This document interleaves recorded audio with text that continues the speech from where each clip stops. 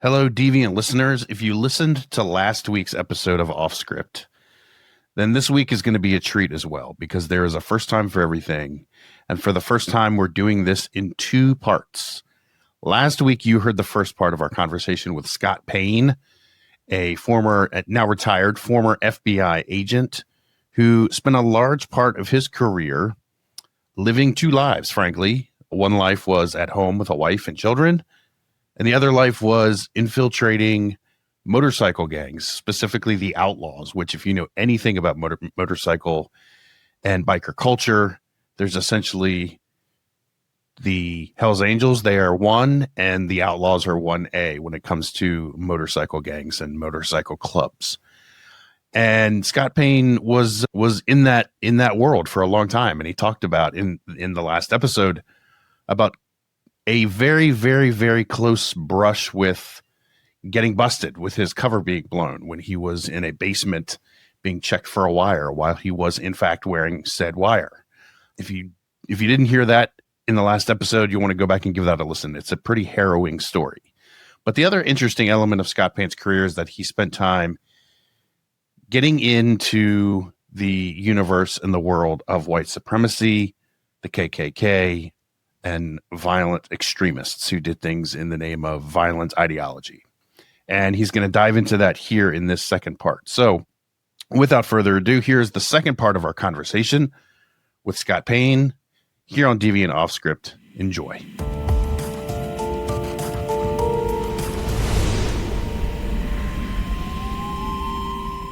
The other thing that you did that is really an area that I'm always really fascinated and interested in is you dealt with the white supremacy movement and the fringes of that, the radical ideology behind all of that.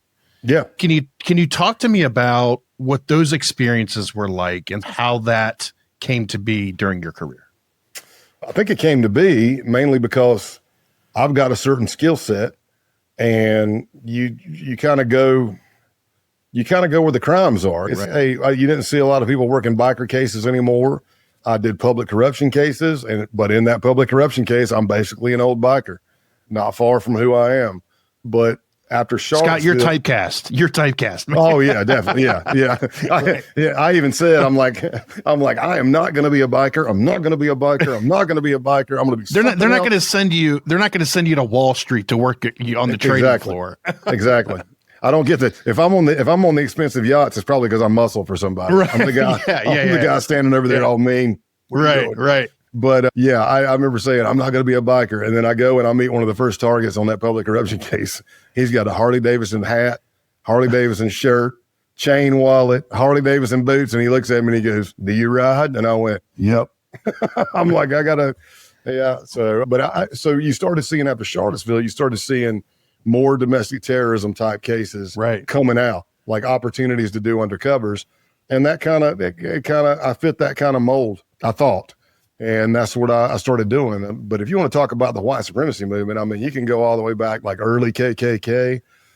There's a lot of history there, even though most of them now are like country bumpkin, kind of missing some teeth here and there. I don't know. And I did. But you managed to get in. You managed to infiltrate them. Oh yeah. And I guess my question is, it's multi-layered, but can you give us a sense of what's it look like on the inside of those groups? And how did you manage to get in there? Well, the KKK one, I called the hotline. they had a KKK hotline, and it was really just somebody's cell phone number, I think. But you call and this guy answers, and I talked to him for about 45 minutes, and I was invited to a spring rally, and then somewhere in there, I'm trying to find out what a rally at a KKK thing is. I'm like, I've been to motorcycle rallies. I mean, I'm an old biker, and he goes, well, it ain't quite like that, but yeah, we got vendors. We'll have some things. We got this. So by the end, I'm like, hey, you got like live music and stuff? And he's like, I ain't gonna lie to you, Scott. I had a band lined up, but the singer just got locked up. I don't know what the hell I'm gonna do. And I said, did I mention that I'm a singer and a guitar player? And he said, no. And I said, what do you guys like to listen to? And before he knew it, I was actually going out there to play music. So yeah, I did that. What it was like on the inside of that, I'm in a field in the middle of nowhere, in the middle of Alabama. I'm like the only friendly. It's a bunch of families, some of them, I mean, other than their white supremacy beliefs, pretty normal. And by the way, they were calling themselves white separatists because supremacists sounded way worse. Right, exactly. Separatist means all the black people can have their field over there. We just want our field right here. And I'm like, we want ours over here. Right. Same thing. Yeah. But no race mixing. I think he worded it to me. He's like, have you ever seen a horse screw a cow? So however he worded it to me, he goes, and we don't want whites sleeping with blacks. And I'm like, it's kind of different than but okay. Yeah. I mean, they're both human. I don't know about the cow and the horse being well, I mean, I think people have a vision of what they think the KKK is. And I certainly don't think just calling the KKK is something people envision, but you managed to do that. Yeah. You managed to get in. The KKK one kind of went quick. It kind of fell apart. Yeah. Nobody ever got arrested. The case didn't. The case went to crap. The case agent and the source kind of crapped the bed. And by kind of, I mean they crapped the bed, but it is what it is. I did that one, but that one would probably just been like felons in possession. My experience was a lot like watching Django Unchained or Harold and Kumar Escape Guantanamo Bay or Bad Boys 2. Those kind of scenes. That's what it was. Yeah. That's what my experience was like. But now let's get to, you have your Christian identity, which is where the white supremacy groups take the story of the Garden of Eden in the Bible and they twist the crap out of it to fit their ideology. But it's still very dangerous because they believe that the mud race are actually soulless demons. So murdering a demon, a soulless demon, there's no remorse. And then don't forget the anti-Semitism involved with them. Right. Oh yeah. Right. And then you get to some of your neo-Nazi stuff. And a lot of your neo-Nazi, it was Christian identity, but then you get these clean cut neo-Nazis that are trying to infiltrate government. And then we get to what I ended up in The Base, which is kind of the bookends of my book. It's what we call the Accelerationist movement. So these white supremacists, neo-Nazis, most of them were pagans, but again, not true paganism. They're taking paganism and Norse mythology and they're twisting the crap out of it to meet their white supremacy ideology. And which makes a lot of legit pagans very unhappy. Like it makes legit Christians unhappy that you've got Reverend Butler back in the day in Idaho preaching Christian identity. So we get into these groups because we started seeing all this radical stuff online. And I would just happen to be on the cusp of being there and seeing it all come in. And I was like, hey, I'm free. I can do the Undercover. And they were like, great. And we started trying to get into this group called The Base. And what we found out, or at least what I found out, was the accelerationist belief system is this. They don't believe there's a political solution to save the white race. They believe that society is going to collapse on its own or from man-made events, and they want to speed that up. They want to accelerate it. They do not like any government. They want Hitler's Germany back. They don't care if you're a Republican or Democrat. What they hate is any anti-fasc, Jews, and non-whites. And they by speeding it up, they call it siege culture. You need to know your red pill moment. They take that scene from the first Matrix of if you take the red pill, you get to see the truth. If you take the blue pill, you can stay oblivious and not know what the hell's going on. So like somebody would talk about their parents and they'd be like, oh, they're blue pilled. Well, what was your red pill moment? Well, that's like being saved. If you're a Christian, you need to know. Sure. And you need to be able to talk about it because it's a pretty big deal. Where the line of your life is, right? Like everything before and after. Yeah. What the hell flipped you? What radicalized you really that got you to this point? And they're looking at doing guerrilla warfare type tactics like poisoning a water system, derailing a train system, taking down a power grid, killing lefties. And as we got in the group, I had to go through an email question process for about a week or more. Then I had to go through a call that was like an interview panel, like 4 or 5 people interviewing me. Then you get a 24-hour rest period for you to figure out, now that you found out what they are, do you really want to be a part of it? It gives them 24 hours to talk about you and figure out if they want you in, and they accepted me. So I went in and I found out the cell, the CELL, closest cell to me was in North Georgia. And it's some strange coincidences that the base translated in Arabic is Al-Qaeda. And that Al-Qaeda's MO was to have 3 to 5 man cells all over the world waiting for the phone call for D-Day. Well, Yeah. the base's MO was 3 to 5 man cells all over the world waiting for the call to start the race war, D-Day, which they referred to as Boogaloo. Now, we've got an FBI. You just can't just go in and open a case and investigate this stuff willy-nilly, especially when it's revolving around like First Amendment protected speech. So we get the legal stuff to open the cases. The case teams get it, and we now are able to do, with headquarters approval and Department of Justice approval and legal approval, to go in and try to work this, what we call a sophisticated investigative technique, which is undercover, because it's very intrusive, much like a wiretap. That's very intrusive. And I get in and we start looking and learning, and I'm gaining trust. And again, we're like, are you really planning on doing anything? Are you taking any acts to further, for acts in furtherance of committing a crime? And what we eventually found out is we uncovered numerous murder plots, to the extent of, they believed there was an Antifa couple that was heavily involved in Antifa in a neighboring county outside of Rome, Georgia. And the idea, I went with them. It was their idea. We cased the place like 3 different times or 4 different times. They had put a silencer on a pistol. They had ordered catch bags that go on your AR. So if we did have to shoot somebody with a submachine gun, the brass that expends gets caught in that bag, so you don't leave anything for the cops. They had done enough research to say, hey, we're going to go to a campsite. We're going to leave all of our electronics there.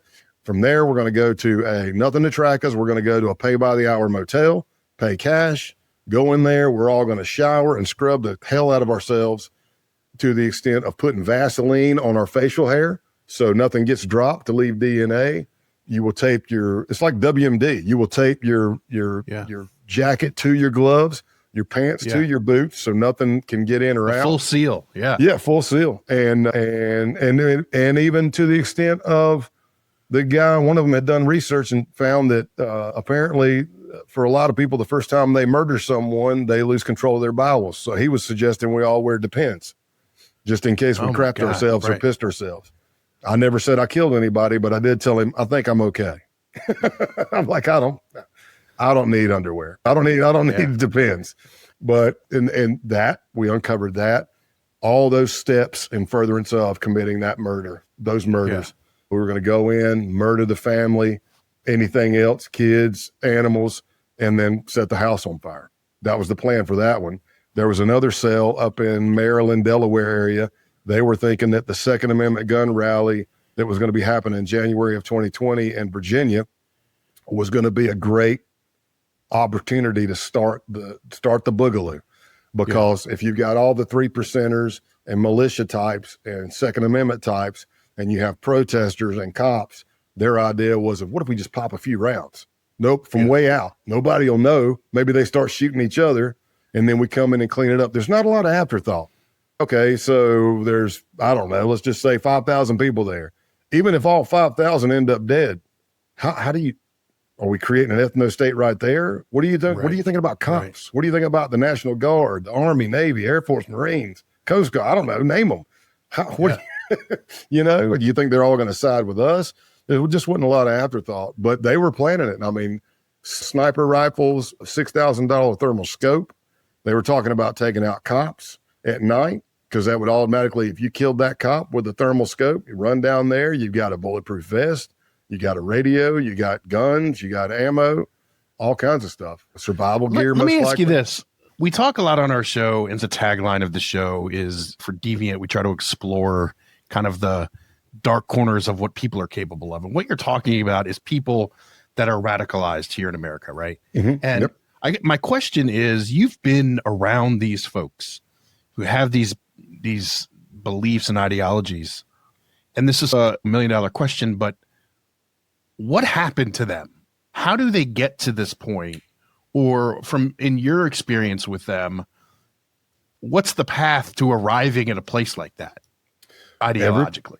Everybody's different. There were some grown-ups who had jobs, former military, and they still got radicalized. But what I did see, some common threads I saw in the base and groups like that, I won't name some other groups I infiltrated because We never arrested anybody, but they still spewed a lot of hate.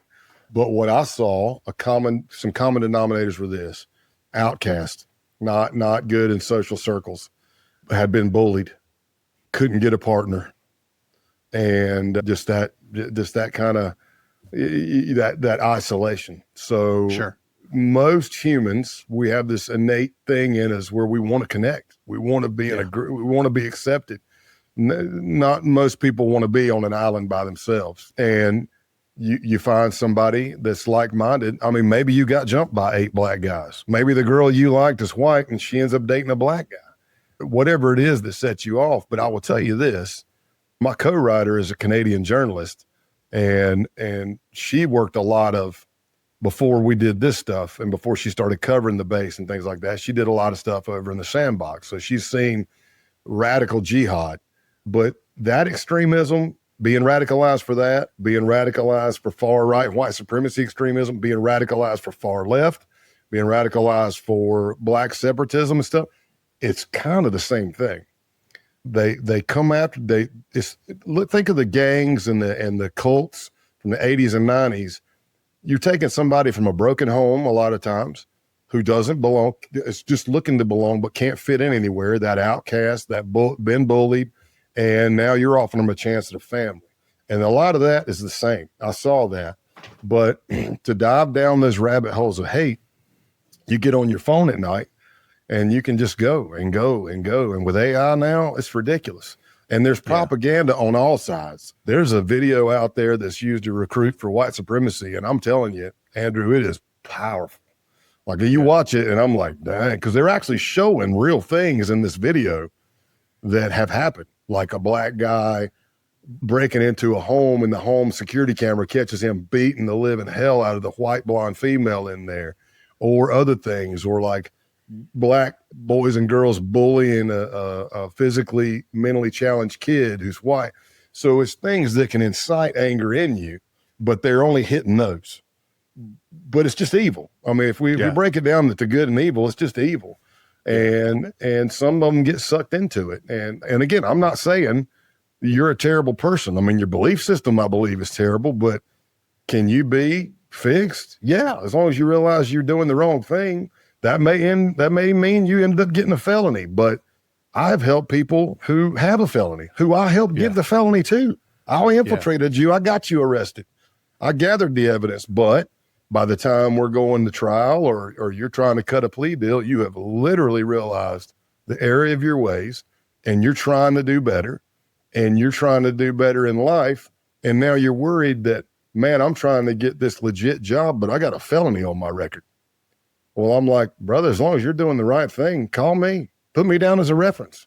Who better to reference you than the guy who put you in jail if you're doing the right thing? I mean, I'm all about second, third, fourth, fifth chances. But yeah, those are the common things I saw. And then you bond over that hate. Yeah. And what you're talking about to some degree also applies to the biker gangs, right? The sense of isolation and wanting to belong. Yep. And I mean, obviously biker gangs kind of go back to Vietnam, right? And like, well, I think World War II. And the veterans come home, right? And there's the sense of isolation and needing to be together and all of that. And so it rolls into sort of the same thing. And look, you've been over in war, blowing stuff up, doing dope, whatever, no rules, craziest stuff ever back then, right? And now you come home and all of a sudden back then there was no decompression time. There was no psychological help. There was no transition at all. It's boom, you're back and you got to be a good, upstanding citizen. And they're like, the hell with that. Yeah. I'm going to go race some hell. So you spent so much of your time undercover, and not as Scott Payne, but as whoever you were, Tex or whoever. My question is, was there ever an instance where your life as an undercover agent got way too close to your personal life as Scott Payne at home? Probably the biker one. I mean, I'm always close to me. Like when I'm undercover, especially long term, the jokes are kind of the same. I'm still me. It's just My last name's different. I may or may not be married. I may or may not have kids. I may or may not have played college ball. I may or may not be a musician and a singer, but you can bet I probably lift weights and ride motorcycles. That's a pretty much given. So I was always kind of close. Now, as far as was there a time where I'm like, felt like I'm crossing the line and I'm going to go dark? No, not really. Now management may think something different because if they see me being violent, they may have not known I was violent in the first place. They're like, "You're changing," and I'm like, "Not really. I'm just, I'm just not putting the safety net on. I'm letting myself go." But the question you asked, I would probably tie it more to, was there a time in a case where I really, really bonded with somebody and it really hurt me to put them in jail? And that has happened. The main one was Scott, not Chocolate Scott, but Big Scott from the Outlaws. That was the closest out of anybody in any case I've ever done. Now there's other ones where I did bond with some people, but I had no issues telling them at the end, "Hey, I'm Special Agent Scott Payne, undercover." It's kind of like the scene we always think about, like at the end of movies and stuff, where you and your wife are going to Cancun and you're walking down the hallway in the airport and you run into somebody who never knew you as Scott Payne. They knew you as an undercover agent. It's, oh, your lives are colliding, right? And so has there ever been an instance like that? Yeah. And you got to be prepared for that, especially if they still never knew you, they never got arrested. We didn't take it down, or maybe I'm still doing the undercover. Yeah. You got to have a plan, man. And my family, we had a plan to where I could just say a magic word and they got to go. You grab the girls, get the hell out of here. And then I'll just play it off. That was my cousin or something or whatever. Yeah. And just to buy time. But yeah, I mean, I get asked something similar, like, "Hey, are you afraid?" and this, that, and the other. I don't walk around in fear, but I don't walk around with blindfold on either. But I'm like, look, I was a real cop. I mean, I was a uniformed cop. 3 years of uniform patrol in Greenville County. How many people you think I locked up? Because I wasn't a guy that just sat in a cul-de-sac waiting for a call. I'm out being proactive. I'm like, you don't think at any point in that 3 years I didn't run into somebody I locked up at a restaurant, at the grocery store, at Walmart, Target, whatever? Yeah, it happens. It happens. And that's why, again, I go back to, I try to treat people with respect, try not to dehumanize, and unless it's time not to. And then if I see them, I'll walk right up and be, "Hey man, how's it going? How you doing? How's the family? Are you clean now? Man, you look good." To me, that's better than acting like I don't see them. Yeah. Yeah. Because they might not know how to react. And it's kind of puts them on the defensive. But most of my law enforcement career, not all of it, when I'd go interview somebody or meet somebody, I mean, I'm talking about people who have hated law enforcement their entire lives, and for good reason. They had terrible experiences. They watched their family have terrible experiences. It's been passed down from generation to generation. They hate cops. Yeah. But after meeting me, they walk away. I've heard so many times, "Man, I didn't know there were cops like you." Or, "For a cop, you're not that bad of a guy." Or "I finished the undercover. You get locked up. You still call me. Hey, man, I know you're just doing your job. I love you, buddy." I'm like, "I love you too." I mean, I spent a year and a half with you in your house. So when I've talked to people that have done the work that you do, it's always an interesting question. And that is, when you're undercover, you have to trust the people that are kind of backstopping you. The people that you're doing the undercover work that you're infiltrating, they have to learn to trust you. You have to learn to trust them. My question is, talk to me about the concept of trust, because the thing is, with people that do the work you do, you constantly have to live under this kind of shroud of anybody could turn on you at any moment. Yeah, but I generally, the way my mind works is I kind of generally think that anyway. Like, even if I'm not undercover, I could be at a bar and they're talking to you and I'm like, "This dude could pull out a knife." Right. Like, can you trust people? Do you get to the point where you're like, "I can't trust anybody ever"? No, because again, I'm an optimist. I say again, like I've told you, I'm sorry, I've done a lot of interviews.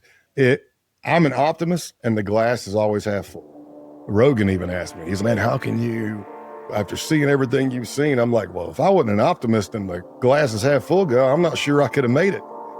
I would have probably jumped off a building a long time ago." Like, how in the world do you see optimism at all? I know there's good in people, but I know there's evil too. And that's what a lot of people have a hard time understanding different countries.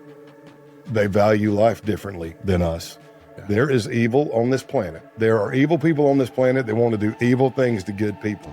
And you just need to understand that. It's been that way pretty much since the beginning of time. And for those that can't believe it, well, when we tell you to shut the door and lock it, at least do that. But that's where your first responders and your military come in. It's a calling, it's an oath. You've got a server's heart.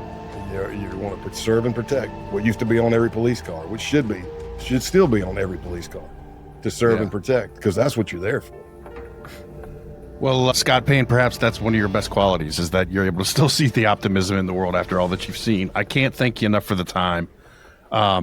This was a fascinating chat, and it's stuff that I'm incredibly interested in, and really enjoyed talking to people who have kind of gone through it and lived it. So we appreciate your time today.